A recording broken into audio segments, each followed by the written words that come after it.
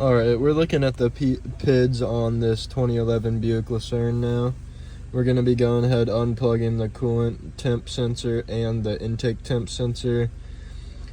As you can see, they are reading in Fahrenheit. We're going to see what they revert back to when they're getting no reading from the sensor. Alright, now as you can see, we unplugged the MAF sensor, and it's one of the MAF sensors where the IAT is integrated inside of it. So the IAT temp that it was reading dropped down to -40. Alright, and now as you can see with the coolant temp sensor, did the same thing, reverted back to -40. So yeah. Here's a view of our MAF connectors. You can see each pin, what color it is, what it's for. Our intake air temperature sensor signal is at D, and that is a light blue wire. We'll show you that later in a picture, an image. You can see here, we'll go through all of them. Pin A is MAF sensor, B is the engine main relay fuse control, C is ground, so D was intake air temperature sensor, and E is low reference voltage. Alright, so now looking at our ECT connector diagram, as you can see, the ECT only has 2 wires. One of them is a yellow wire, which is the ECT sensor signal. The other one, orange wire, which is the low reference signal going back to the PCM.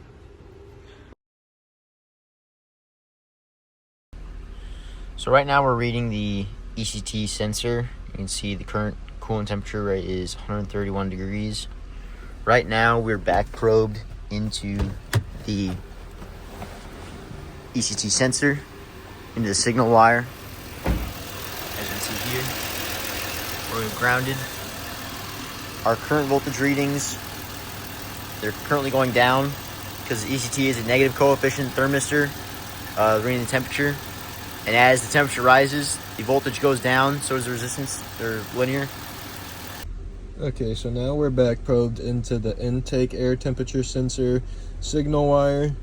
Right now, as you can see, the intake air temperature sensor is reading 73 degrees Fahrenheit because we're in the shop. Let me take you out here to show you the voltages we are reading. Right now, we are getting 2.3 volts coming from the signal wire. Obviously, this one isn't changing as much. It's pretty constant because the air temperature in here is constant, as opposed to the coolant we showed earlier where the temperature was rising.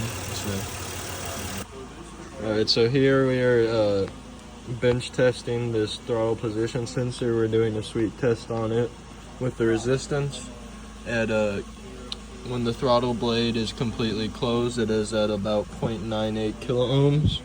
When we start to open it here, as you can see, the ohms go up to about 3 kilo ohms there, 4 kilo ohms. As we sweep, go through there. Doesn't seem to be any spots, bad spots in this one. So we're gonna go ahead and jump onto one of the cars. We're currently back probed into TPS sensor 1. As you can see, the dark green wire right here. We are reading a voltage of 3.5 volts, and as we depress the accelerator pedal, we can see those values drop all the way down to 0.8 volts. And then if you release it back on the throttle, you go right back to 3.5 volts. Alright, so we have the top down hooked up to this 2011 Buick now. We're going to go ahead and show you a sweep of the TP sensor on the graph here with the voltage. So we're going to go ahead and start now and give it some gas on there. As you can see, the voltage is dropping at a pretty steady pace. His most expensive is 140. Doesn't seem to be any bad spots in the sensor so far. That is at full throttle at about 0.8 volts, which is to be expected, so you're good to let it off now. As you can see, when we let off the gas, comes up back to where idle, or its engine's off, so about 3.3 volts there. Yeah. No bad spots that I can see of. TP sensor's looking pretty good.